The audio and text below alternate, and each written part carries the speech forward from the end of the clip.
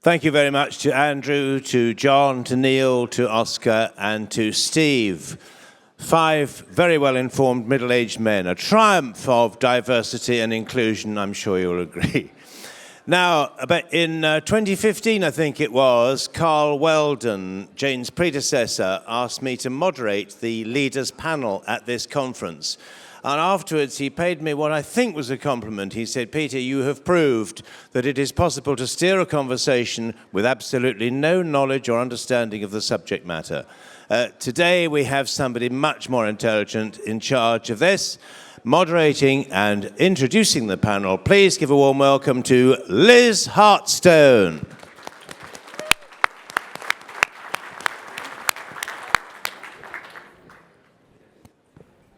Good afternoon, everybody. Our thanks to Jane and the team at HOSPA for inviting us to join you this afternoon. We're very conscious that we are the last act, so to speak, before you're all going to hit the bar. So we're going to try and keep it as light-hearted and fluid as possible. So I'd like to start by inviting my gorgeous team here to join me up on the stage, please.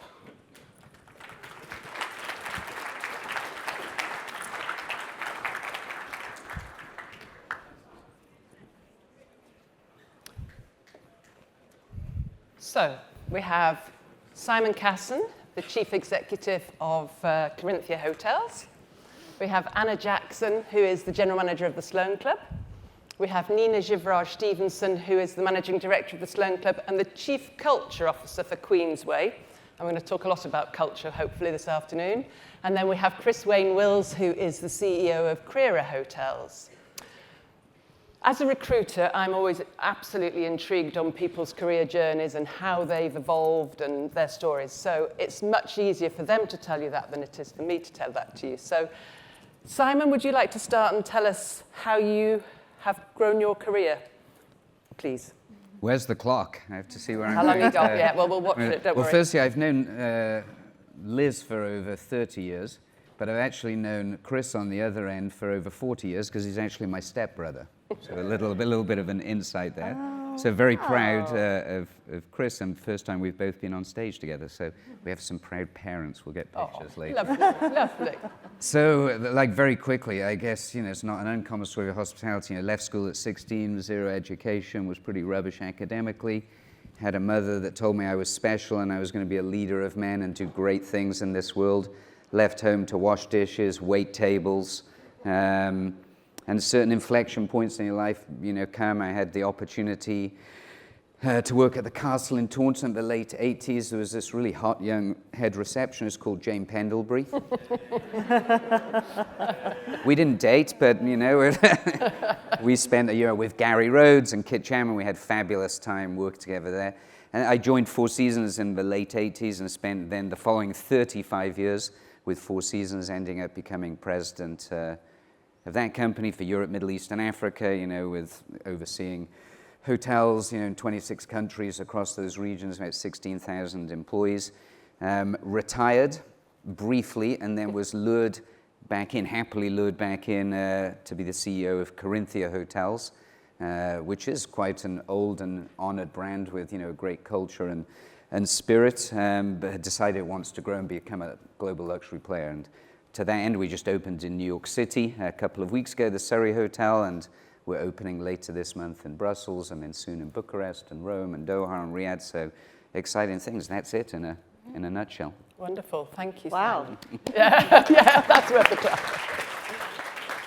Anna, you've got a lovely story to tell us as well. Come on. Well, now I have to follow that. So Australian born in a very small country town in the outback of Queensland. Studied psychology outside of university, took a break and started in a restaurant. Went from there into a casino and fell totally in love with the industry. Then I guess at what was a pretty high peak in my career, my husband and I decided to pick up and quit our jobs and travel for what was supposed to be 2 years in 2003. So we had a year in Vancouver, and then came to London, and I started with Ferndale Hotels in 2004. And that 1 year turned into 16 years and culminated with me being the operations director for the last 4 years. COVID came. We decided that, maybe it was God's sign that Australia was calling. So after a few months, we decided, no, it wasn't God's sign. It was God's sign to have 3 months in Australia and come back to the UK. So then I spent 3 years with Andre Ballage Properties as COO, overseeing Chateau Marmont and Sunset Beach, Mercer for a while, and of course the Chiltern Firehouse. And January this year, I joined this amazing project at the Sloane Club. And I'm working with Neena, and we are doing a complete repositioning of the club. Total refurbishment, but I'm not going to take all of Neena's words because this is over to her now. So thank you. Thanks, Anna. Two significantly hard acts to follow. But thank you so much, Liz, for having me. And my story is slightly different to everyone else's in that I was born with hospitality in my blood. I come from a business called Queensway. Queensway is a family business started by my grandfather back in the 1970s. We've been in real estate and hospitality now for 3 generations. And if anyone's been to business school, they say that it's shirt sleeves to shirt sleeves in 3 generations. So there's quite a lot of pressure on our generation not to muck things up. But the business now comprises a hotels division, food and beverage franchises, a residential property portfolio, and most recently, the Sloane Club, which I have had the absolute privilege of being a part of since 2017 when we acquired it, very much with the intention to reposition, refurbish this very historic brand and building.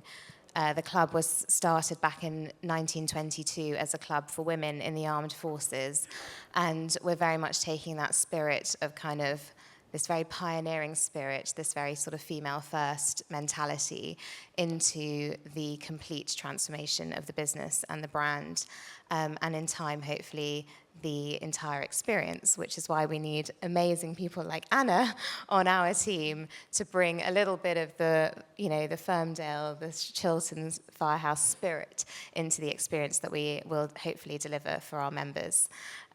So that's me in a nutshell. Lovely, thank you. Chris, please. I'll probably start from current and work backwards just to be slightly controversial. But yeah, so currently CEO of the Crerar Hotel Group, which is Scotland's leading independent hotel company, according to my mum on Facebook. You should read those reviews, they're great. Simon can verify that my mum's Facebook is full of Crerar Hotels posts, which is good. But so yeah, 5 years doing that now. We've got 10 hotels and inns, 5-star, 4-star, 9 in Scotland, 1 down in the Lake District. And we are currently the AA Hotel Group of the Year, the Small Hotel Group of the Year for 2023 and 24. There's 47 days left of 2024, so I can milk that for 47 more days, and then I have to hand it over, I suppose. And yeah, also currently chairman for UK Hospitality for Scotland. So obviously you had Kate here this morning. Prior to that, I worked with Marriott for a number of years, looking after all the Marriotts in Scotland and the north of England. And then prior to that, I was with Q Hotels. Seen some Q Hotels colleagues here today, looking after properties like the Midland in Manchester and Slaley Hall.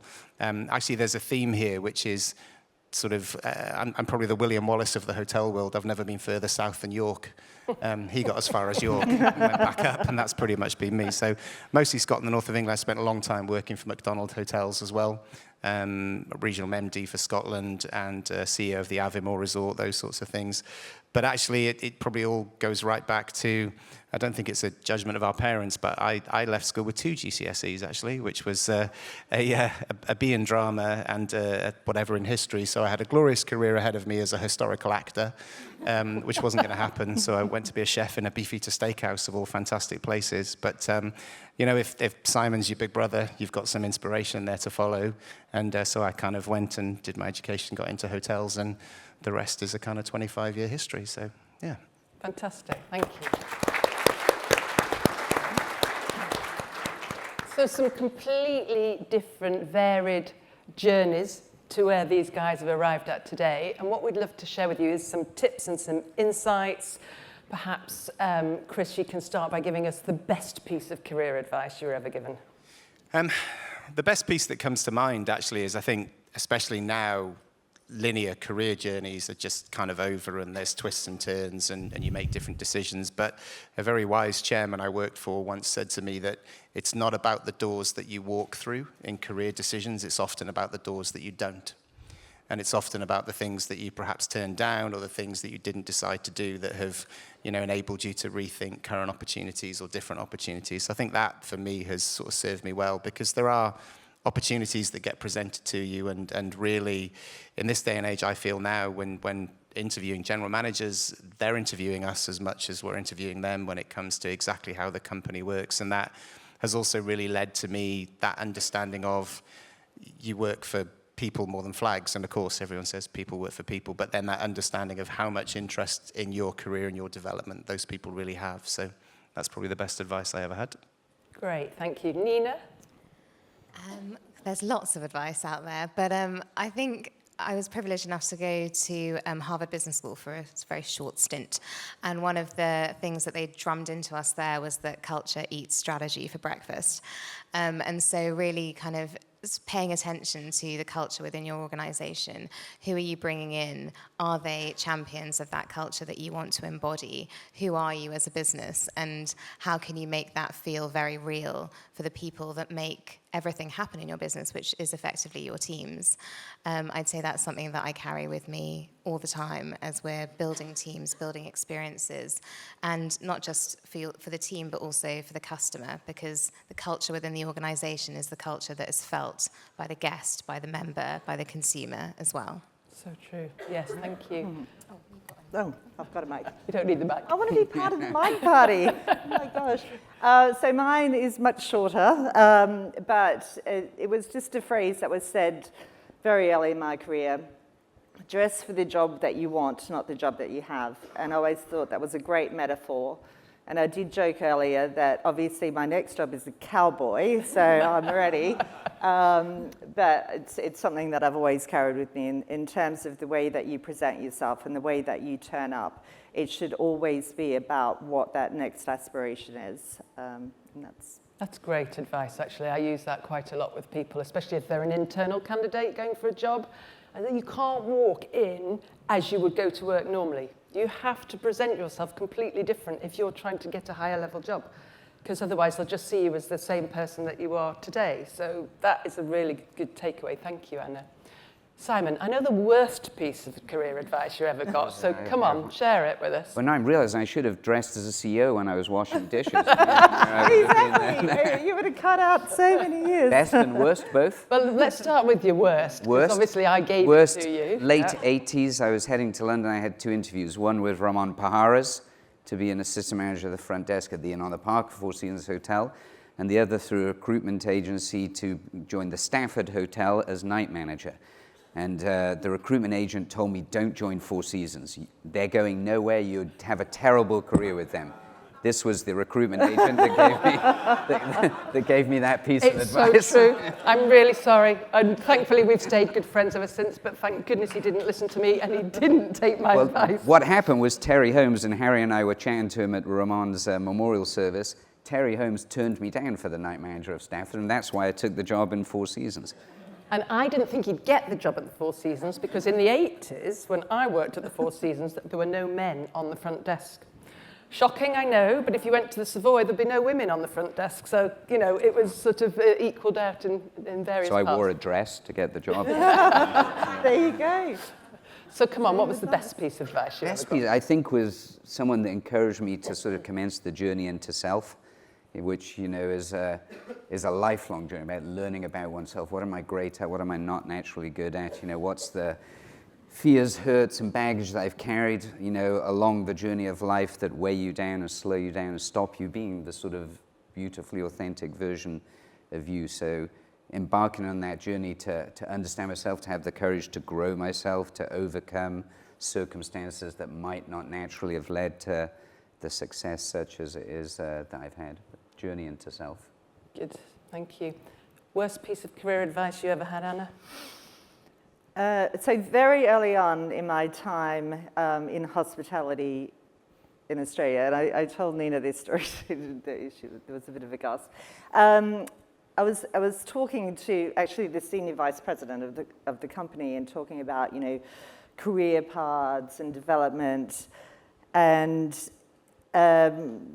he was quite to the point and said, as a female, you've got two options. You've got HR or you've got housekeeping, because females are not very good with figures. I was like, okay, my determination in life is to nail a P&L and sit confidently in a room. And I have a person in the room right now that has spent a lot of time with me on that. So I must caveat that that was in Australia. That was not in this country. So everybody's off the hook. Neena, have you ever had any bad advice? I'm surrounded by quite good advice, which is quite fortunate. But one thing, and actually I think it's a little bit self-inflicted more than anything, is this quest for perfection, and that perfection actually exists. So a little bit to what Simon was saying earlier, that actually we are all sort of perfectly imperfect, and we should not have perfection expectations of ourselves or anyone else. And in fact, if we can come to terms with the things that are our towering strengths, but also the things that we have so maybe some opportunity in, and how can we surround ourselves by the people who lift us up and support us in the areas where perhaps we need some growth, then, you know, that's hopefully the recipe for something brilliant. Fabulous, thank you. One thing that I sort of adopted early on in my career, I don't know, it was never, in those days, I don't think we ever heard the word mentoring. I've gone on and since learned how to be a mentor through Oxford Brookes and their mentoring scheme. But back in the 80s, Simon and I both worked for the same general manager in Ramon Pajares, who absolutely took me under his wing. And I think it was because I could say his name correctly more than any other reason. He loved the fact I did Spanish at school and I could take in those days, the telexes to him and say, oh, you know, they want a night and this, that, and the other. And so he really took me under his wing, and he absolutely helped me believe in myself more than I did. And I think if I can advise anybody to have a mentor in your career, I would say do it. Even if they don't know they're mentoring you, adopt somebody. And you might want different mentors at different stages. So, Simon, I'm sure you've had some really great role models. Who stands out? I mean, many. I think we're all a result of those that cared about us and took a moment to put their hand out and to, you know, give you advice. And, you know, oftentimes it's the power and the pain points. I had people I worked for that were extraordinarily difficult and demanding. You know, Ramon was a kind gentleman hotelier, and then I went to the States for 10 years, and I had a legendary hotelier called Stan Bromley. But it was brutal. It was, you know, like psychological warfare to succeed in this sort of pursuit of perfection and driving forward. And I had people like Chris Norton, you know, who in terms of a role model as an urbane hotelier, how to look the part as well as, you know, develop the ability to, you know, communicate a message and in a charismatic way. You can choose to lead, but unless you can communicate, hard to have people follow. Izzy Sharp, the founder of Four Seasons, in terms of the importance of kindness, of culture, of you know, a business that's powered by people and sort of rests on the humanity of hospitality. And it sort of goes on, and, you know, family as well, my kids for sure. You know, the perspective that they give me on life, and they're in their late 20s now, but how they sort of guide me and sort of coach me to be relevant, more relevant than I would otherwise be in today's world. So it's a bit of a virtuous circle that goes around. That's a great point. They're keeping relevant. Because seriously, we do have to just sometimes listen to these youngsters and understand their world. Because if we don't, we're going to, we'll be dinosaurs. Anna, what about you? Have you had a mentor?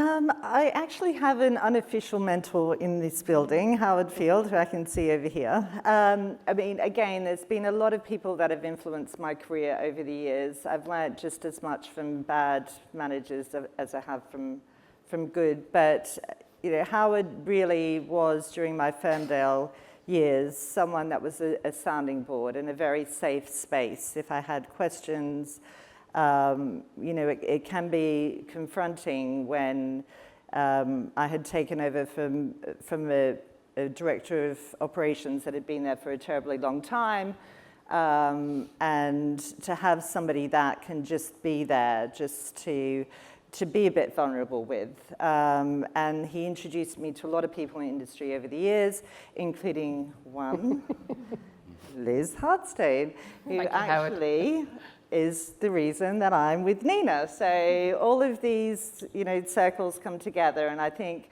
everything happens for a reason, and people come into your life at certain times.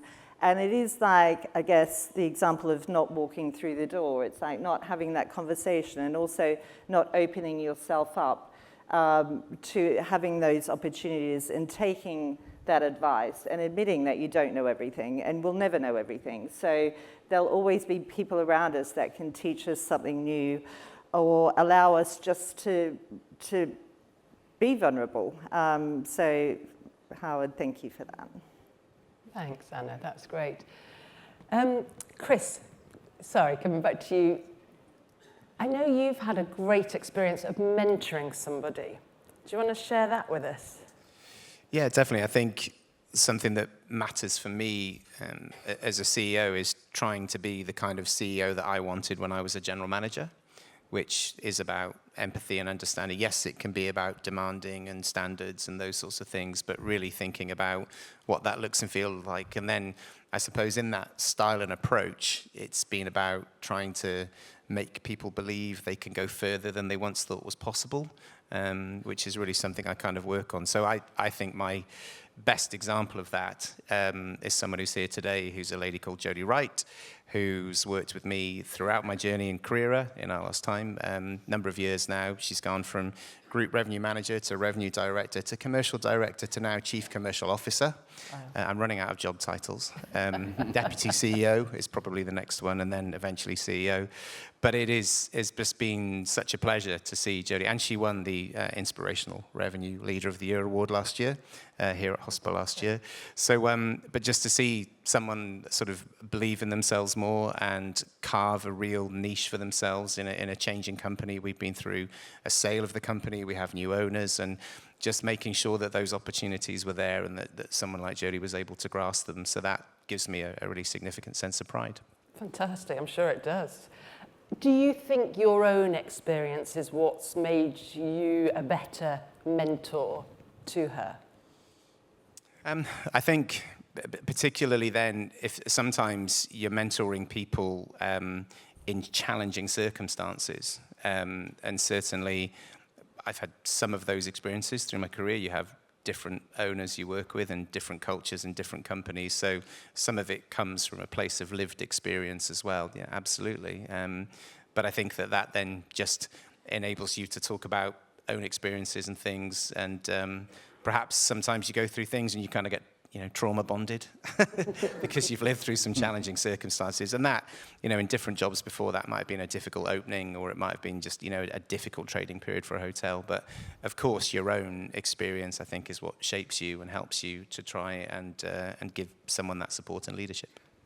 Simon just got a great one for the family album there. Thanks. Anna, mentoring, you mentored anyone you're particularly proud of?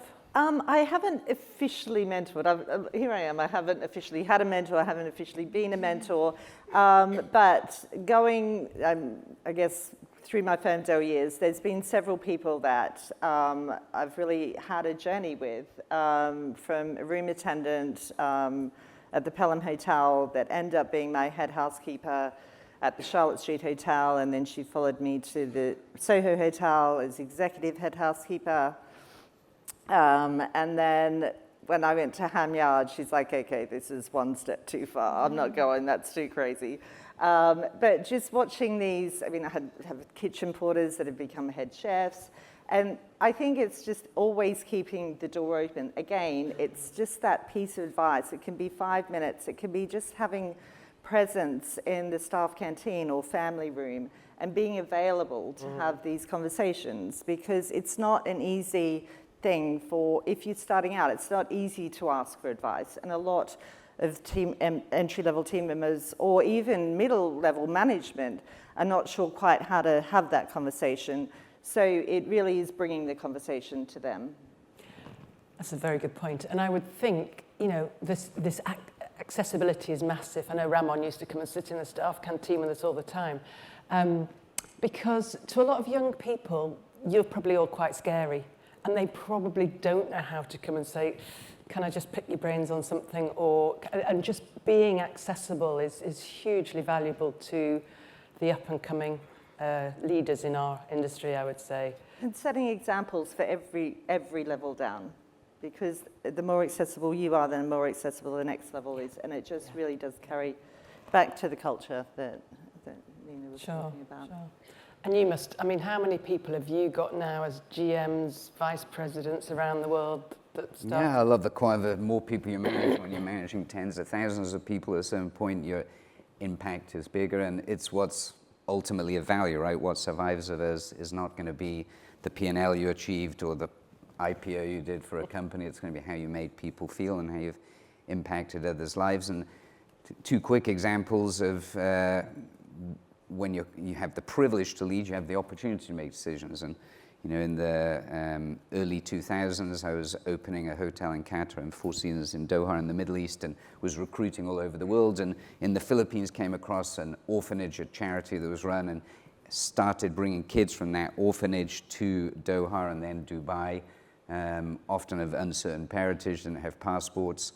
And years later, seeing those kids, those young ladies and men rise up and be hiring people back from the same orphanage is amazing.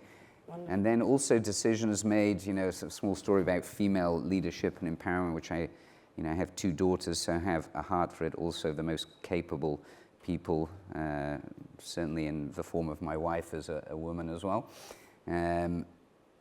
Monica was hotel manager in Four Seasons Paris, the Georges V, very beautiful hotel, and every time I used to go and as president, she'd say, I want to go to Madrid. She was originally from Madrid. I want to be hotel manager in Madrid. We hadn't even, we were building the hotel, hadn't even appointed the GM. Eventually, we appointed the GM, put her on the short list, and the day came where I could call her to say, you've got the job, you're going to be hotel manager in Madrid. Nice. Called her up on a Friday. I said, wonderful news, you're going to be hotel manager in Madrid. She burst into tears. I'm easily weepy as well, so I know it's wonderful, isn't it? So no, you don't understand, I'm pregnant. Oh. I said, well, that's great. And she said, well, it is great. But clearly I can't do this job. The general manager's never going to want, in a pre-opening, the general manager is Christoph Schmidinger, a legend in the industry as well, and I'm imagining the same. He's never going to want a pregnant lady to come and be the GM of the hotel. And we in Four Seasons had whole programs and campaigns on female leadership. It was clear to me in that moment the decision I made was going to be more powerful than any of that. So Monica, you're going to be hotel manager in Madrid, and you're going to be a mama, and you're going to be able to do both. Will it be easy? No. And she ended up opening Madrid's hotel manager. She's now general manager of Four Seasons in Prague. And a great story of you have the ability to say yes, you can to people. Use that power that we all have. That's a great story. Thank you. You two have both worked in countries outside your home country. How's that shaped your leadership skills, do you think? Maybe Anna, you want to take this one first?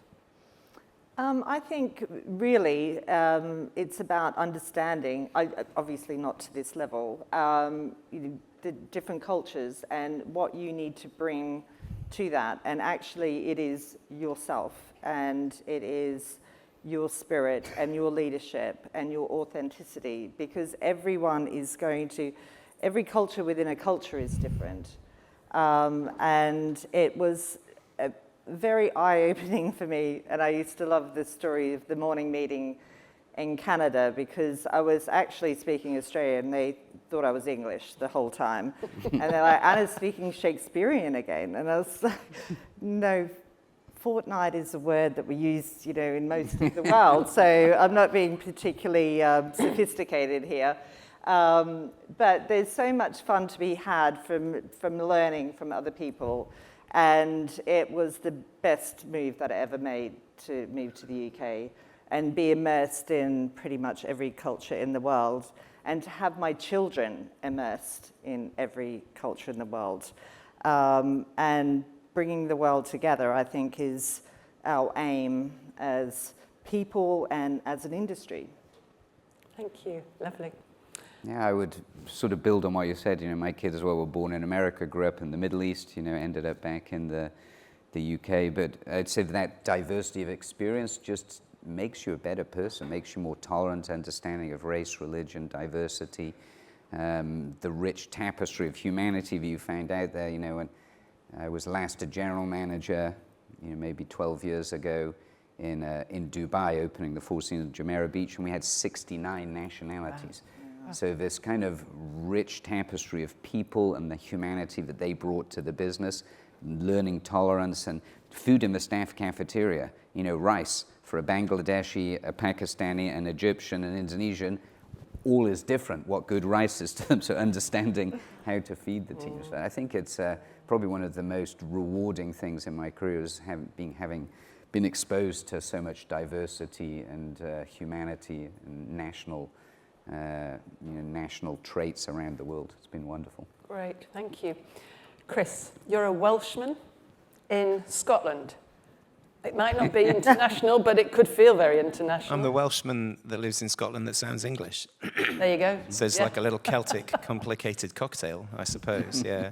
So yeah, obviously not anything like those kind of experiences. I think the one thing, though, is that actually even moving around different regions in Scotland, between Edinburgh and Glasgow and Inverness or Aberdeen, actually the people are a bit different. Yes. And they actually have, you know, in certain people you take more interest in them, in certain, you know, in Aberdeen they want to know that you know the name of their dog, and in Edinburgh they're not as interested in you, yet alone anything else. And of course that can be about if they're more transient in where they're kind of working and things. And then we also have a hotel over on the island of Mull. You know, you have to get a boat to go to the hotel, for example, and so the circumstances that they're working in, we have a really large percentage of our team live in with us as well, so we provide a lot of live-in accommodation, which comes equally with its own kind of complications. So it's probably just really trying to, as a business in some of our policies and culture, just displaying that empathy for their own individual circumstances, I think is the most important thing. Thank you. Neena. You were the first chief culture officer I ever came across in business, and now literally every day I see chief people and culture officer in many, many titles. I think the Dorchester Collection were one of the first to do it, but you now have a chief people and culture officer, don't you? Because you found me one. Yeah, well, thank you. But, is it something in you, or how did this whole culture piece become so much a part of your life? Well, I think we've tagged it culture now, but culture's been there forever, right? It's how we are and how we interact and how we do business and just how we live. We're a family business, so the culture's been there for decades. It may not have been written down and it may not have been labelled culture, but it's always been there, and everyone will have it in the way you live, in the way you interact, in the way that you lead, or the way that you do business. I think we've just given it a title and we've given it some more prominence, which is fantastic. And for us, it was very much about putting that feeling into words so that when and as we scale, there is something that people can hold on to. And the culture is what enables you to make decisions in the absence of a policy that tells you what to do. So knowing what that is and knowing what your tolerance levels are for certain behavior or certain choices, that really helps to to enable that culture to spread consistently and to grow with you as you grow as a business. So it was something that kind of emerged as a family, I suppose, that we wanted to start to place a little bit more importance on the people experience and how our people feel as part of our, what we call the Queensway family. So it was just about taking some steps to write that down and almost asking ourselves that question, if the business were a person, how would you describe them? And ask that question of yourselves, of the other leaders in your business, and of everyone in your business. And that's what we did. We went out to every single person in the business and we said, talk about your experience at Queensway in 4 words. And that's how we came up with our 4 values. And that's why our 4 values are remembered across our Starbucks units, our KFC units, our hotels, and the club as well. So yeah, I think it's become a bit of a buzzword, but it's always been there. It's who we are, and it's the heart and soul of who we are and who we are as businesses. That's a wonderful way to describe it. Thank you. And Chris, we talked a lot about it in your business, and how do you instill it? You all, I know, share a lot of this about how you treat people, how you want to be treated. As you talked about, how do you want to treat a person? I think for us in Crerar Hotels, it's come down to recognizing that our culture has become a competitive advantage for us as a business. And we're a small independent hotel company, just, as I say, just 10 units. But we're trying to do things that make us punch above our weight in terms of we have our own academy, we've got our own graduate management programs, our own apprenticeship schemes, these sorts of things. We do our own GM certification now. So I think some of those things are quite different, and that's probably bringing in some things that you might get from a bigger company into a company like ours, so that we can compete in what is especially in Scotland and the Highlands and Islands, it's very competitive in a recruitment landscape. Yeah. So we have to try and do something different and be very focused on our kind of employer value proposition in what we offer people, and perhaps a cliche of a phrase, but a career more than a job. And because, as I say already, people live with us, there is that complete lifestyle element to coming to work for us. So we're very focused on that. And you talked to me a bit about, if somebody's child is starting school or the dog dies, what do you do? Yeah, we brought in a range of benefits. Actually, it was back in 2021 now. And we're a dog-friendly company, so we have dog bereavement days. So if someone loses a pet, we give days off.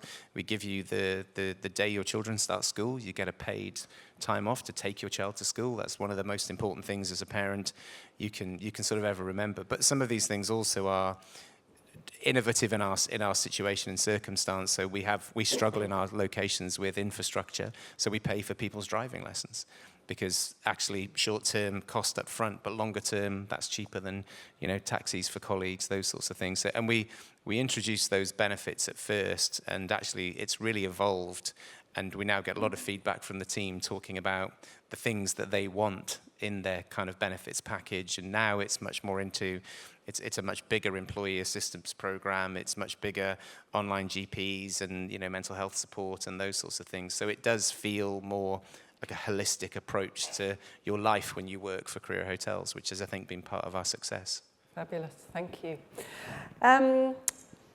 A question that I think I got from Neena, actually, in an interview situation.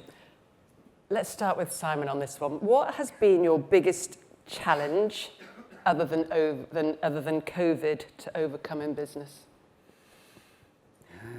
Wow, many. I would think, but they tend to come back to the human part of the business. For me, as Four Seasons, we managed hotels on behalf of generally, very wealthy, very powerful individuals. And the times when there was a disconnect between our culture and the culture of our capital or investment partner that had a direct impact on the employees, and where I had to step in and challenging, they go from heads of states to billionaires and all in that same, and to challenge about what's acceptable to us as a company and where our red line stands and what we're prepared to accept and we're prepared not to. But that's challenging because it's these are huge economic relationships that we have that you don't want to damage. But at the same time, if you say you have a culture and that you believe in your people and you're going to support your people, you have to, in those moments of truth, make the difficult decisions to support that and to challenge people. And so I've had some really ugly, messy, difficult times with owners at various times of my career. Interesting, I can imagine. Neena, I can see you nodding there because you've got shareholders, stakeholders. Lots of Lots of them, yeah. Yeah. So managing the expectation or your culture and how you instill that if you've got pushback perhaps from a shareholder. I think where we're quite lucky is that it's a two-way street, right? It's a bit like when candidates come and interview with you. It's as much them choosing you as you choosing them. And we've sort of, it takes a little bit of time to get that confidence to be able to say, actually, we have a say in who we go into business with. And as we kind of documented and understood ourselves as a business and who our culture or what our culture stood for, it enabled going into sale processes or investment partnership decisions, knowing that if those investment partners don't share those values, then actually we can't get into bed with you. So that's been a really interesting sort of turn in perspective, I suppose, to have that confidence to stand by your culture so strongly that it informs who you go into business with, whose capital you're willing to take, what your growth trajectory looks like. Is it sustainable? Is it going to dilute that culture? If yes, then is that the right decision for the business? So I think it's about knowing yourself, knowing your business, and knowing what your tolerance levels are, and then partnering with the people that share those same values, I suppose. Sure, absolutely, I can imagine. Anna, come on, what about you? What's been the biggest challenge in your career other than COVID? It's actually not, it's not a personal challenge, but I have felt challenged since leaving Australia about the industry not being vocal enough about what a great career hospitality is. And it was something that was very, very strong as a sentiment when I was coming up in the industry in Australia. And then it was just seen as this stopgap until I figure out what I want to do. And then I hear all of these stories, and there are so many stories where anyone can be anything in this industry, and you don't have to have a degree, and you don't even really have to have a mentor. You need to have the will to work hard and the will to put your hand up and take on more than you possibly think you can do at the time. And these opportunities will present themselves. You walk through the door, and I really feel as an industry that we need to get that message out in a stronger way. How that is done, I'm sure there's smarter brains in this room than mine. But for me, that's something that I talk to my friends about when they're talking about their children, and I'm saying, like, don't discount it. Like, it really is so fulfilling. I am the person at the dinner party that everybody wants to listen to. I am the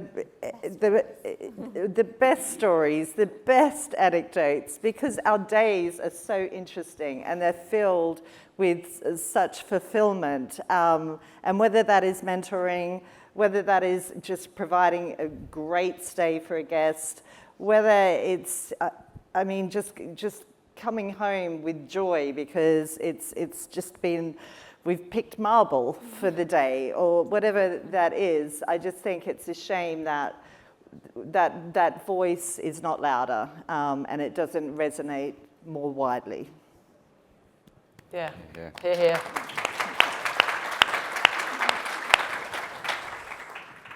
We've got 2 minutes left, guys, so one very, quick last question. What keeps you awake at night, Simon? Other than nothing to do with personal life, just talking about work. Is there a burning worry that you just... I think you can't separate, right? What keeps me awake is not being asleep. Not being asleep is, probably low-level anxiety, wondering and worrying, am I being the best version of myself? I'm leading thousands of people. Am I doing everything I can be doing to grow and support the you know, the company. I think it really comes back to self, you know. There's nothing that complex in our business, whether it's financially or engineering or marketing or revenue management. They're all very learnable skills. The complexity is in the humanity and in the people. And, you know, when you're called to lead, you want to be, you know, remembered as, you know, a great leader, someone who impacted people's lives. And we have finite time, and we want to be deploying our time and talent that we have to something that has purpose. In the early years of career, you want money and title and, you know, stability. When you get all those things, suddenly it becomes less important. You want meaning, and you want purpose, and you want to have lived a life that matters with authenticity. And so I'm always challenging myself on that. You know, that and, you know, approaching 60 now, probably having to pee at 3 a.m. Anna, anything for you? Oh, no, I'm going to hand straight over to Neena. Yeah. Okay. Chris, come on. Grief, keeping me awake at night. Actually, honestly, from the work I do with UK Hospitality, I say work, but it's obviously a voluntary basis. I became chairman of UK Hospitality after COVID, which I wouldn't mention as if it was about my biggest challenge, because to some extent, the way I think we were treated in the hospitality industry, particularly in Scotland during COVID, kind of politicized me, but not politicizing against which particular government or political party, but if you like, kind of mobilized me to have a desire to kind of do that. And I feel almost astounded that I meet politicians in Holyrood. I come down to London and have meetings and speak with people at Westminster, and they just do not get it. They do not understand at all. And particularly from someone operating in a Scottish-based company going forward now, the waves of regulation that are coming at us in the next couple of years, from single-use plastics to calorie labeling to we are recovered from COVID. We are, you know, moving forward, not getting that recognition for the importance of the industry. And we've now got the Scottish Government have passed a piece of enabling legislation for transient visitor levy. Let's call it bed tax. But I've been fighting bed tax since I was the chairman of the Edinburgh Hotels Association in 2007, 2008 kind of time. And the money that that's going to raise, Edinburgh Council estimate it's going to raise £50 million for Edinburgh. And then trying to fight to understand what that's going to be spent on. Is it because it's going to get spent on emptying bins and potholes and fixing street lamps, and not, you know, if every penny of that was going to be used to improve the tourism proposition, I could maybe take a slightly different view on it. But we've not had business rate relief in Scotland for 2 years. You know, I can go on for quite a long time. But in fact, very tempted to start the Hospitality Party as a political party in the next Scottish general election. Although I was going to call it Hospitality Action, and I thought somebody's already got that. I can't quite use that. But genuinely, I feel we don't get the recognition. And that is from someone who's been working on that, lobbying and trying to do that for a couple of years now. Just keep chipping away at it. But that does genuinely keep me awake at night. Sure it does. I'm sure it does. Thank you. I'm getting the look, so I know it's time. A huge thanks. Simon, bless him, came in from Brussels, where he's opening a hotel and is literally turning around and going back to Brussels. So huge respect for that. Thank you. And Anna and Neena, who are converting this fabulous club, and so equally busy, and Chris coming down all the way from Scotland. So huge thank you, everybody.